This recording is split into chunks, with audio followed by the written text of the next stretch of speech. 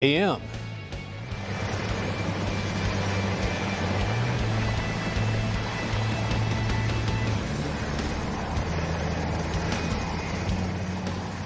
We're taking a look at, I believe it's called Marine One, even if it is in England. I'm not clear on that. President Trump is on board, making his arrival in the UK.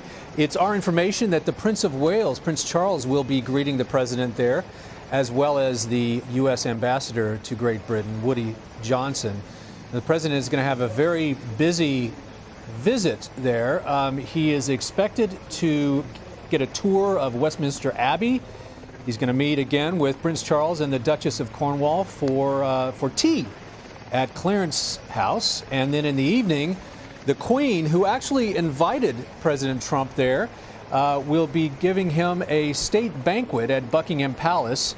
And the First Lady will be there as well, Melania Trump. She also has a very busy schedule on this. I mean, diplomacy in this kind of event it takes a lot of coordination, not just for security, but also diplomatic protocol, which President Trump has already challenged a little bit. On approach in Air Force One, he tweeted out a somewhat angry tweet targeted at the mayor of London, Sadiq Khan, calling him a, quote, stone-cold loser. So it's already an interesting start to this. There also have been protests already. In fact, there on social media, there are some images sent out by a young man, a resident in the area, who mowed some symbols in his parents' property, one of which I can't describe because it's obscene. The other one is an image of a polar bear and the message, "Climate change is real." Climate change is one of the things that President Trump is expected to talk about with outgoing Prime Minister Theresa May. She has expressed her dismay at the president removing the U.S. from the Paris Climate Accords. She evidently is going to try to convince him that that was a wrong move. Good luck with that, because a lot of people have tried to convince him of that, and to no avail. But he'll be talking about that. He's also going to be talking with the Prime Minister about a number of other international topics. But this is more of a social visit for President Trump and the First Lady. He has been to the UK in his capacity, but it was not a full state event. And my understanding, again, I'm no expert on this, we're going to find out more about this shortly, but my understanding is that this particular state visit had to be on the invitation of the Queen, and she did invite him. But there are some, should I say, pleasantries that were not extended to the president. I'm just watching now as a Marine officer exits the official helicopter that I believe is still called Marine One, even when it's outside the U.S. boundaries. So I was saying the pleasantries that have not been extended, one of which is the president has not been invited to stay at Buckingham Palace. He is going to be staying, at least for the next night or two, at the ambassador's residence. And then he's going to move on to his golf course in Ireland, probably play around, I would think. But also, sometimes an official state visit is accompanied by a carriage ride through the streets of London to Buckingham Palace on a gold carriage. The president, perhaps for security's sake, perhaps because the Queen did not want him to see the upwards of 200,000 protesters and that infamous inflated baby Trump that the mayor of London has given permission to the protesters to fly over the protest area.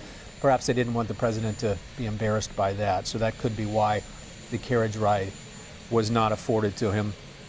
So on Monday, as I said, he has the dinner with the Queen, the state event, a lot of pomp and circumstance in that, a lot of protocol, which I'm sure the president and the First Lady have been briefed on. And then on Tuesday, President Trump and Theresa May will host a business breakfast at St. James Palace.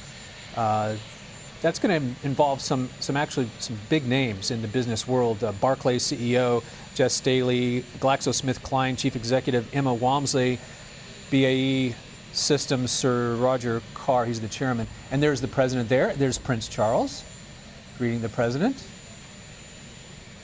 the First Lady, resplendent in white and a white hat with looks like a blue ribbon around it.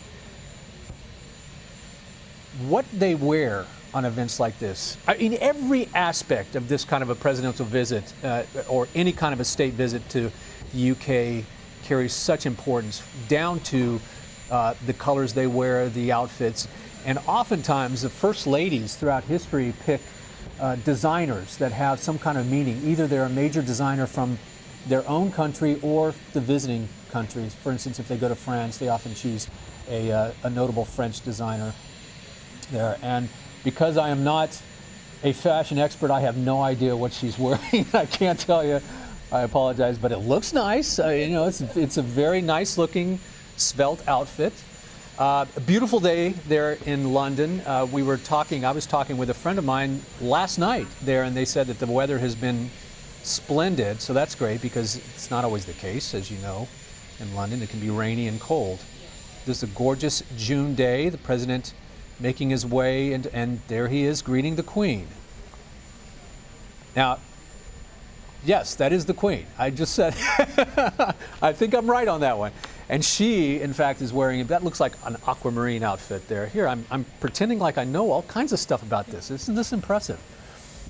So there is also protocol, evidently, with how you greet the Queen, how you address the Queen, who walks in front of the Queen, which probably means nobody is allowed to walk in front of the Queen, and also that you're not supposed to touch her on the shoulder. And Victoria's here right now. Hi, how are you? Good morning. Well, thank you. Thank you. Good to see you. Good to be with you. Thank you for saving me. I've just expended every last bit of knowledge I have about all of this. But I understand that there was we were talking about protocol, and I understand that Michelle Obama made a slight little mistake in that she was talking with the Queen, and she actually put her hand on the Queen's shoulder, and that was evidently a faux pas.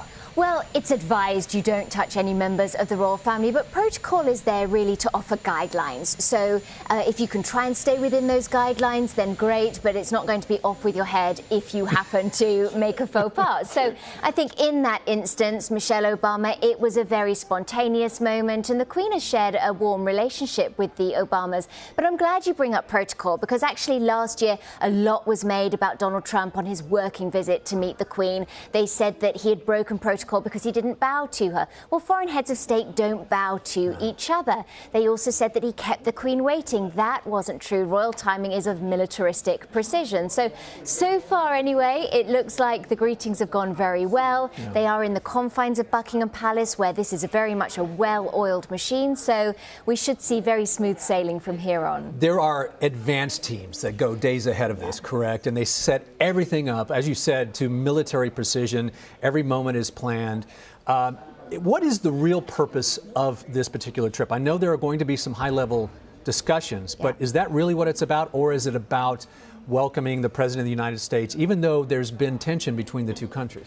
There are several things at play here. Now, first of all, the Trumps are going to be treated to the finest pomp and pageantry the nation has to offer, and we know that Donald Trump likes a big show, particularly in his honour. But there is a much more important reason for these visits, and really it is to further national interests on behalf of the UK. Now, British politics are virtually imploding at the moment. Theresa May has announced her resignation. The Conservative Party has been reeling. Brexit anxiety escalates daily. So the timing of this is perhaps a little bit delicate, which is why we hope Donald Trump will refrain from provoking his hosts any further. But really, I think any further being the key phrase. But actually, only two other US presidents have been afforded a state visit. That was Obama in 2011, George W. Bush in 2003. So I think this visit also speaks to the recognition on behalf of the British government that their relationships outside British borders are fragile all over the world, and they want to make sure that they are reaffirming what has been one of its staunchest allies. Well, could this also be reflective of the fact that conservative politics in Great Britain is on the rise, and the influence thereof, which they like Donald Trump. So Donald Trump might be facing protesters and all, but he also has quite a few supporters in the UK. He does have some supporters, but at the same time, we have to look. When Theresa May first extended this invitation, that was 2 years ago, and a petition was drawn up that 1.8 million Britons signed. Now, the UK is a much smaller country than the US, so 1.8 might not sound like a lot to US-based people, but in the UK, that is a huge number of people. So it's interesting to me, actually, that we're not seeing huge crowds outside Buckingham Palace, because there's been a lot of talk of widespread protests. But I think that's because the people know they're not going to see Donald Trump today. The ceremonial welcome has happened in the gardens of Buckingham Palace, which is unusual for a state visit. It's simply for security in this particular instance. So I think that's why we're not seeing these huge crowds. It'll be interesting to see what happens tomorrow, because that's when more of the political nature of the visit takes place. Terrific. Always so fun to talk with you about this. I know we'll be getting more of your input later. Thank you so much, Victoria. Thank you. We're going to go to break. We'll be right back.